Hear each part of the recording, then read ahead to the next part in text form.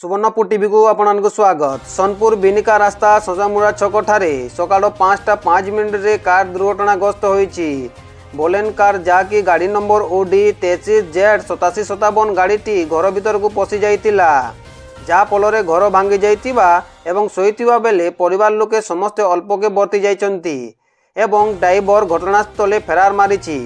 यहाकू महादेवपाली फांटी police दुर्घटनास्थले उपस्थित रही अनुसंधान जारी रखिछि। प्रकाश जे एही समान जगार पूर्व दुर्घटना घटितिला, सेति मध्यरु परिवार लोके अल्पके बर्ती जाइचंती एवं सही समय ड्राइवर फेरार मारितिला। दुर्घटनास्थले महादेव पुलिस फांटी अधिकारी उपस्थित थाई अनुसंधान जारी रखिछंती।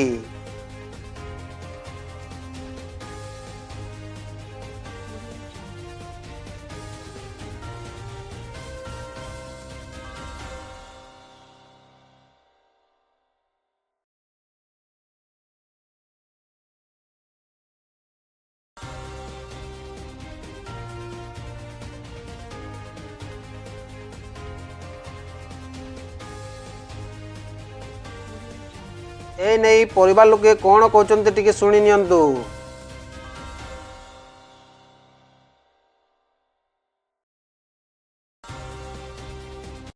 गाड़ीटा केते बेलु दुर्घटना हला न 5 होला 5 बजे 5 रे आउ इटा दुई थर एंदा करी हला न इटा दुई थर मुरे देखो हम टिपल मुरे इटा करछु हमर कोटा पाचा थाई कि हमको जगह नै मोड़े देबा हम मोर सुविधा टी करू नै जेंदा सुंदा करी।